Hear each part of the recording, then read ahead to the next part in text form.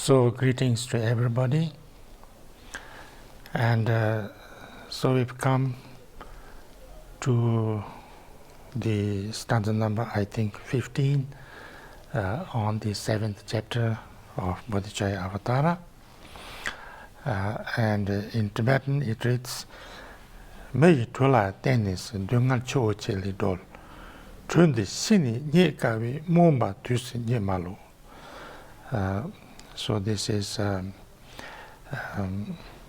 kind of requesting us, or suggesting myself.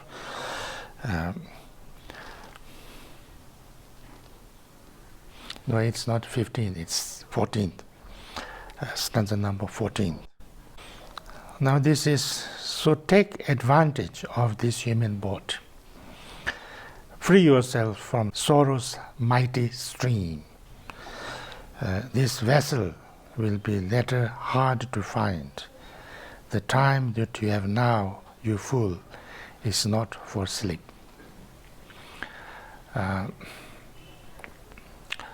So the main instruction here is that if you find the suffering of the samsara is something that you need to free yourself from, because you can be born again and again in different life forms, and if you have the same kind of negative emotions, negative habitual tendencies, negative karma, then you will be suffering it again and again and again, and it's like sometimes the example given is like putting a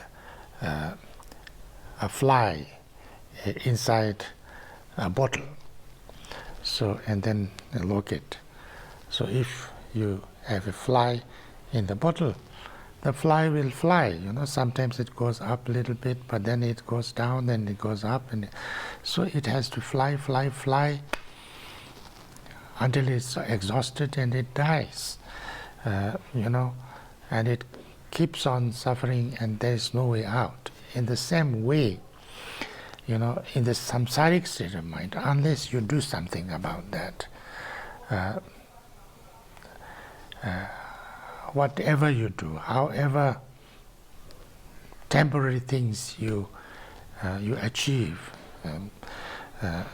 whether you become rich, whether you become famous, whether you become,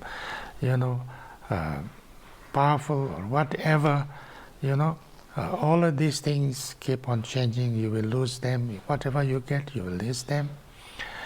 And then you will grow old, you will get sick, you will die, and again you are born again, and things like that. So it goes on, and you will never be free from that. So therefore, we need to do something that we get really out of this bottle. Complete freedom, complete, transform ourselves. Unless that is done, we are not really doing something that is useful and helpful and for ourselves in the long run. In the same way, everybody, so everybody, we can help them a little bit now, we can help them to get some, a livelihood, some food, some wealth, some pleasure, some nice things. But unless they also, if they don't get out of this samsaric state of mind, they will never ever actually free themselves from the samsara. So this is very important. So this, at this moment, this life, the life of a human being, is a very fortunate thing and a very great opportunity, because in this life form that we have now, we have lots of intelligence, we can learn things easily. We have freedom to do things. We can do things. We can, we can train ourselves. We have lots of capacities and we have lots of abilities that many other life forms that we can see around do not have. So therefore, it is extremely important that we don't waste this life. It is extremely important that we don't, we don't use this opportunity in a very bad way and do more damage to ourselves than help.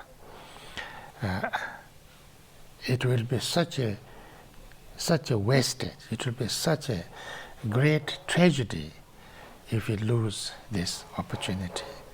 So therefore, we should take this, that now we have got this human body. And this human body that we have, human life that we have, we should not just, become a slave of the desires of this body. It wants too much rest, it wants too much food, it wants too much pleasure, it wants too much sleep, it wants too much drink, entertainment. If we become a slave to our body, then most probably we wouldn't do anything really good, really useful, meaningful with this life. We should use this body, this life we have, as a vehicle, as a means to achieve something greater, to really use it as a way to transform ourselves, to get rid of all the sufferings and bring lasting peace and happiness for ourselves, and also maybe help some others also. And that, if we can do, then we have really used this life in the most wisely. So then, take this life as human form, as a boat. When if you have a boat, how would you do it? You just don't keep the boat and then keep it there and you forget about it, or you just do what the boat wants. You use this boat to cross the river or cross the ocean or whatever it is meant for. So use this human boat, take advantage of that, and to free yourself from the mighty stream or the mighty ocean of samsara and sufferings. To use this boat of your human life to cross the ocean of samsara, because you have a great life now, very powerful, very intelligent, very efficient body, but it is very fragile, it is very impermanent, so you never know when you will lose it, and you also never know when you will get it back, because to get back this human body with all its qualities and with all its strength is not easy, because look, see how many 100,000 and millions of positive or different factors have come together to be able to be born or conceived as a human being. So therefore you can see how difficult it is. So therefore you should not waste this. This vessel will be later hard to find, and it's not easy to find. The time that we have now, you fool, is not for sleep. Therefore, we must again and again, How difficult this life form is to find, we have already discussed it in earlier chapters, so I'm not going to go through it. But, it is a very privileged life form that we can see. We feel that we are the owner of this earth. We are at the top of, you can say, the at the top. We can all other forms of life that is on the earth, are something that we can manage. So we can even kill very powerful animals like, elephants and tigers and lions and crocodiles and very big like. So we can control them because we have the brain. So therefore we are at the top of the chain. Therefore this life we should not waste. And if we are just sleeping, if we are just being lazy and doing nothing purposeful, then we are completely wasting it. Of course, if you are just sleeping and doing nothing, it's better than doing something really negative, of course. So we should not do something very negative. If we do something very negative, then it's better that we go to sleep. But, we should not waste it by just doing nothing as well.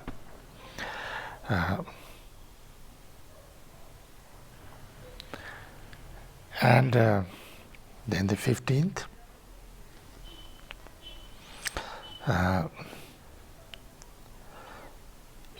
you turn your back upon the sacred doctrine, supreme joy and boundless source of bliss. Why delight in mere excitement, in distractions that will cause you misery? And this, in Tibetan,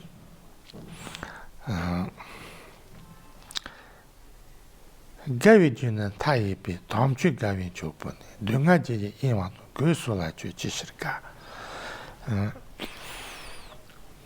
Now, if you say that, but I'm enjoying my life. I have to do something that is entertaining me, that is, pleasurable, that is nice, that I am interested, that is, I should spend this life like that. That is okay to, to enjoy your life. But, you could be enjoying and have lots of pleasure and have lots of entertainment, and then, the whole day and night and things like that. Does this really make you happy? Does it really make you happy? I have found with my own experience that entertaining myself or trying to entertain myself too much is actually bringing me boredom. I always tell this story because it was a great kind of awakening for me. I didn't know. We don't have this concept of boredom usually in our culture, kind of. Nobody tries to make entertaining things too much, in a monk's life especially. And then one time I was in America and I was I was invited to teach in Naropa University, and there they gave me a nice apartment, nice car, and big television screen with many like hundreds of channels and things like that. So I thought I must entertain myself now. So I was sitting whole day with my remote control, going up and down in these different channels and things like that, and day after day. And after a few days, I felt a little bit something not very nice, something a little bit, dissatisfied. And I said, what is happening? I should be very entertained. But I was watching one channel and it was not so, another, and so I was wishing and hoping to find a really, really nice and entertaining thing, but it was not really. After going through all these few days, it was a little bit not so satisfying, and I was feeling very dissatisfied, unsatisfied, and kind of unhappy. And then I understood actually what boredom was. This was boredom. Actually trying to entertain yourself too much brings boredom, brings dissatisfaction, brings unhappiness actually. So even if you have all those kind of nice things and nice life, and it doesn't really bring complete happiness, complete joy. We always, when we are finding this, then we think something else and we go after something else, but it's not like that. So instead, if you really understand Dharma, if you really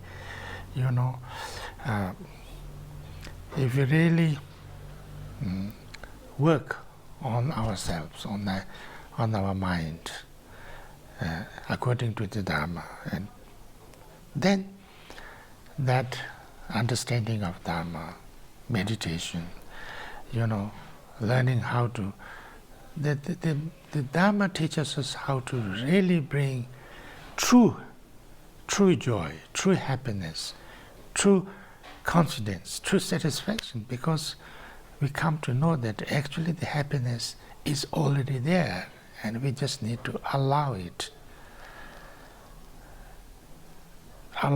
to flow out, to shine out. And if we know a little bit how to do that, we can find out that this is the true source of real joy, real happiness, real free from suffering. So therefore, and that's, to live out this, even a little bit, like if we can nicely learn how to meditate a little bit also, we can find more kind of calmness, more clarity, more peace, more joy, more, a nice, relaxed state of mind. And so therefore, if you know how to get into that, when you are disturbed, then we have found a way to solve any problem actually. So when we see this, why not do something, that would bring me, that I can learn, that with which studies and practice I can do something, and help others also, because if I can help somebody, even a little bit, the joy of that is not equal to lots of things I do to entertain myself. So I stop here. Thank you very much.